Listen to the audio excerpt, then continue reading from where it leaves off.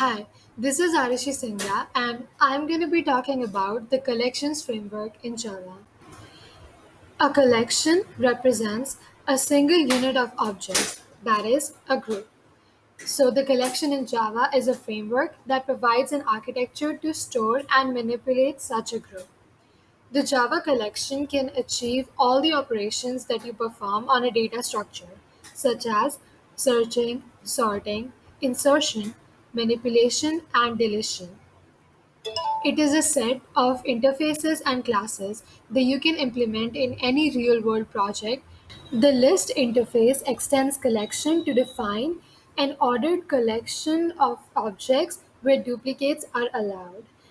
The array list, linked list, and vector are classes which implement the list interface. Sets are like lists where but duplicate elements are not allowed. A map requires A map is a container that stores elements along with keys. A queue is a data structure which has a first in, first out structure. Elements are appended to the end of the queue and are removed from the beginning of the queue. There's also another type of queue called priority queue where elements are assigned priorities, and when assessing elements, the element with the highest priority is removed first. Now let's talk about array list. The array list provides a resizable array implementation of the list interface, and it has a lot of methods as you can see from the Java documentation like add, add at a specific index, add all, clear, clone. I'm going to be demonstrating these methods. So the first thing is how to declare an array list. You- This is the syntax, and here in between the angular brackets, you can declare what you want the type of the array list to be: integer, string, double, or rows.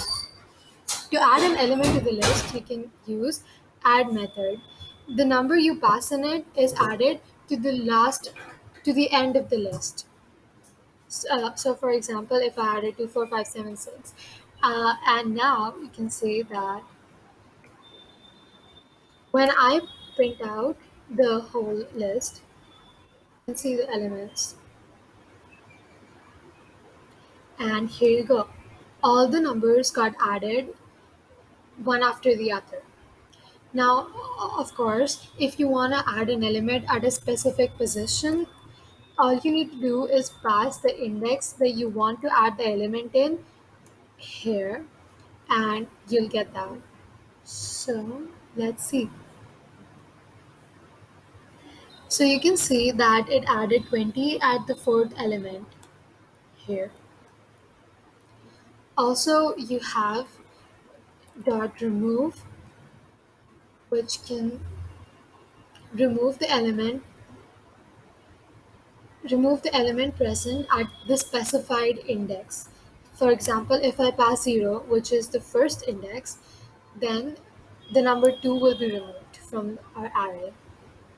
And here you can see that from 2, 4, 5, 6, this became 4, 5, 6, 2011.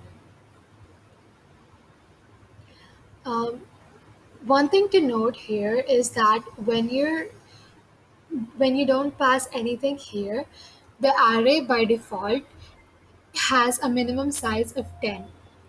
Of course, this is a dynamically resizable array, so that can change as you add more or less number of elements, but the default is 10.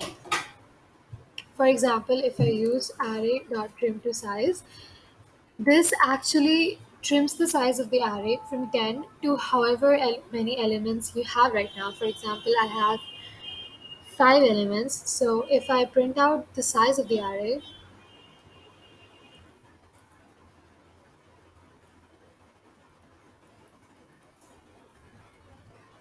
l.size, we can see that it won't be 10 but 5. Okay. Sorry, it's ARR.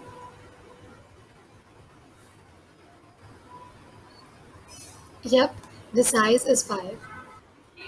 Other methods include index of, which can tell you the index of the object you pass, contains, which returns true or false based on whether the list contains the object you passed, remove, that can remove an object from the specified index, remove all, that can remove all the elements of a list from another list. I'll demonstrate this.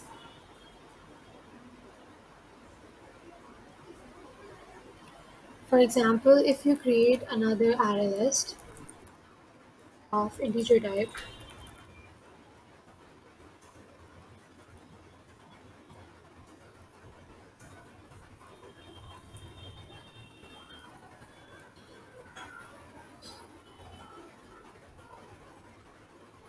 and here you want the elements to be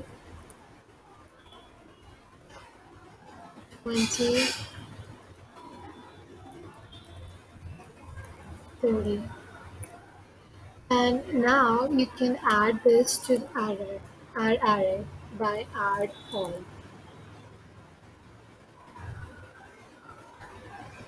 And you can pass our list.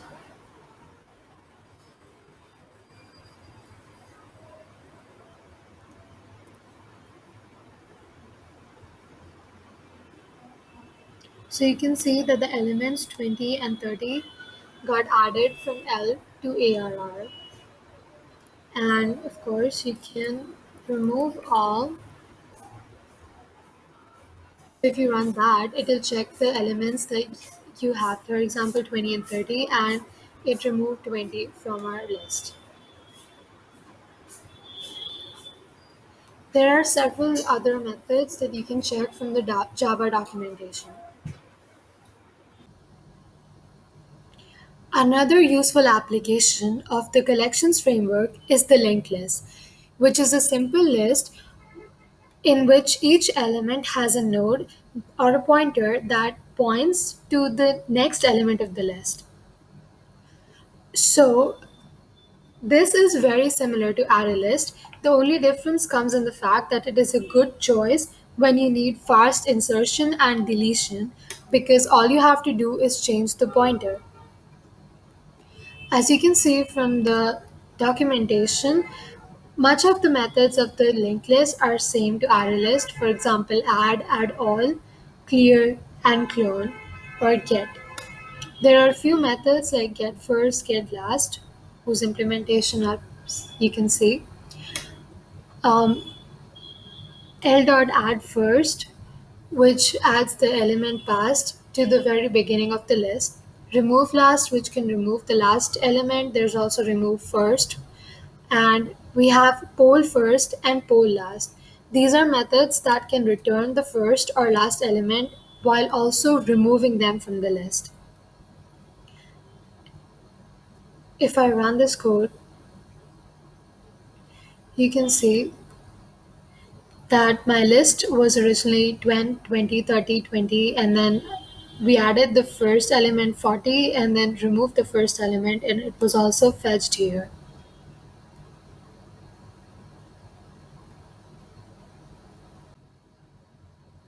Hash maps in Java are another very useful implementation of the collection interface, and it consists of key value pairs. So the items stored in the list here are not referred to by their index but instead referred to by keys, which can be string, integer, or any other data type.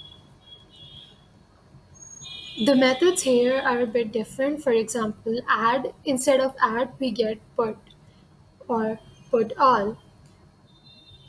Here you can see the implementation. So this is the declaration in which you have to declare the type of the key as well as the type of the value you want to store. Here I've taken string and integer, and so using put, I first send the value of the key, which is a string here, and then the value of the item to be stored, which is integer. So if I print this out, you can see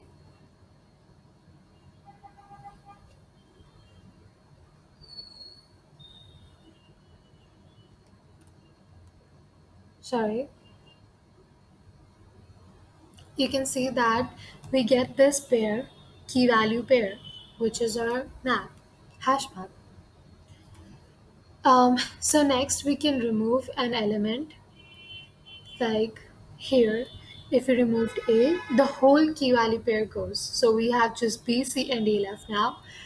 And we can also print out all of the keys in this variable, all the keys in the map, and we can print out all the values in the map. And also we have contains key method in which we can pass the name of the key and check if the map contains that key. Here it's true. And we can also check if a map contains a certain value. This is also true here. Other methods you can see from the Java documentation, but mostly these are the common methods. The hash map constructor has two values that we can pass, the default load factor as well as the initial capacity. The initial capacity is as defined in the array list, the initial size you want to give to your hash map. In this case, the initial capacity by default is 16, and the load factor is the measure of how full the hash table is allowed to get before its capacity is automatically increased. The ideal value for this is 0.75, which is the default in Java.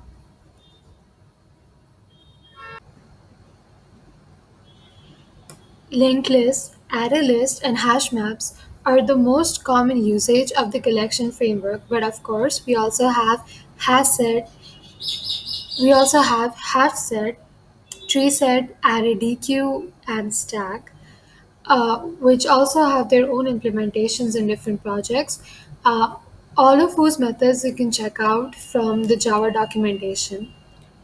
With this, I end my video. Thank you for watching.